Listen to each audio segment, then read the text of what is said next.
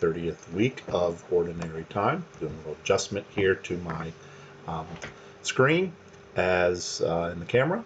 As let's see, today I'm going to continue with some more talk about Halloween, a little history of it, or some of the origins of some of the traditions. Most of the information for today came from history.com. Yesterday I used an article by a Catholic priest that told kind of the religious background. And so, we're going to celebrate All Saints Day on Sunday, November 1st, and talked a little bit about how the popes were honoring all the martyrs and all the saints, and then eventually that gets shifted. Originally it was in May, and then it gets shifted to November 1st. Nobody's actually sure exactly why that was done, but and also talked a little bit about this ancient Celtic festival that I was mispronouncing yesterday, according to history.com.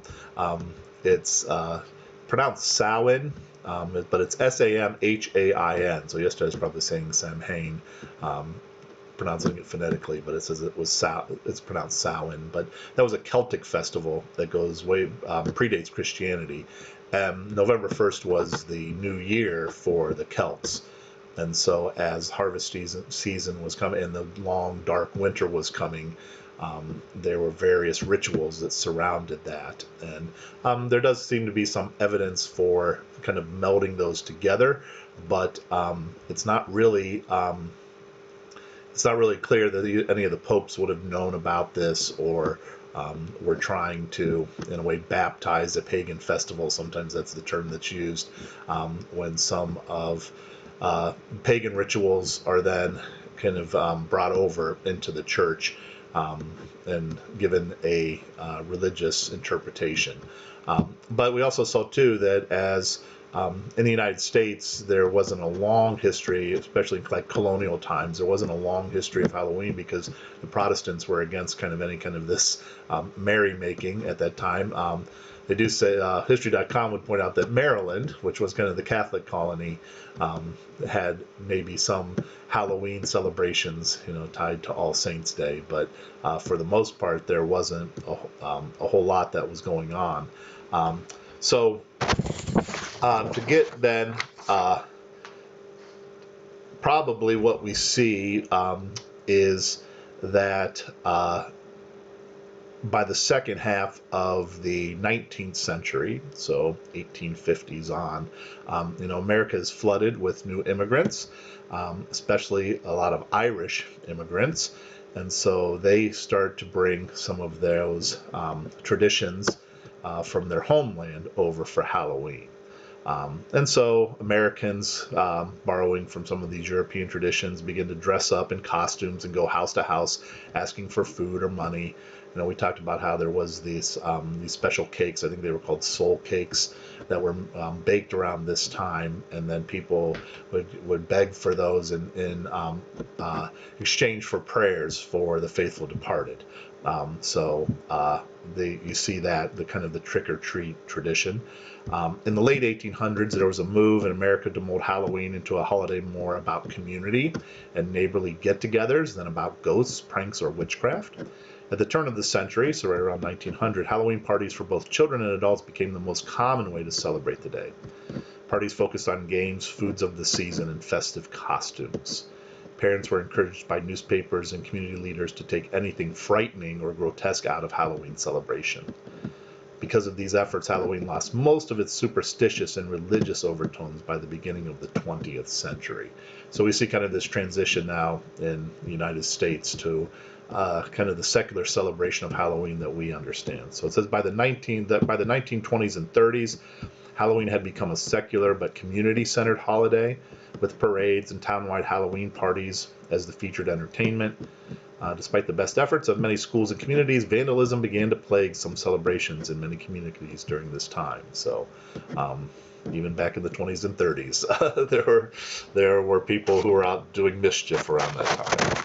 So by the 50s, town leaders had successfully limited vandalism, and Halloween had evolved into a holiday directed mainly at the young.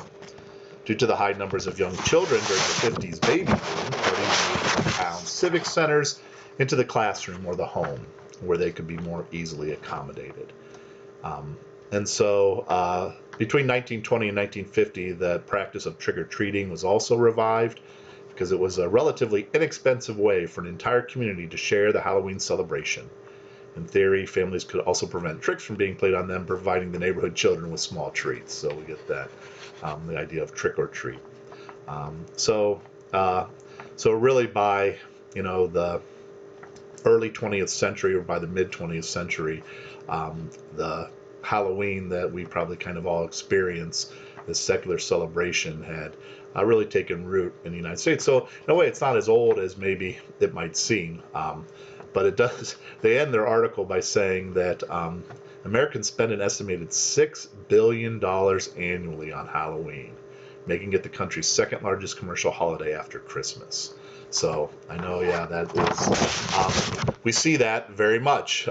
People, that Halloween has become a major celebration for a lot of people. So that just is a kind of a brief overview of Halloween, but it's always good for us to remember the religious connection and the religious core to this celebration. This Eve of All Saints, it's not about ghosts and goblins and witches and all those kind of, or any superstitious type of activities, but it's an opportunity to be prepared to ask the saints to pray for us and to learn to imitate them as best we can, so that one day too we can share with them the beatific vision. We can share with them life forever in heaven. So that's it for the kind of the Halloween information that someone had requested. Hope that met their what they were looking for. Then tomorrow I'll be talking about St. Simon and Jude, because it's their feast day, apostles. And then the last couple days of the week, Thursday and Friday, since there's no liturgical feasts celebrated those days, I'm going to talk a little bit about the canonization process, the process that someone goes through to be declared a saint in the church. So this last week of October, talking about some of the things that we're dealing with right now with Halloween and then All Saints Day. So hope everyone has a very wonderful and blessed day. And we'll continue to look out for each other, pray for each other, and I pray that God may bless you abundantly this day.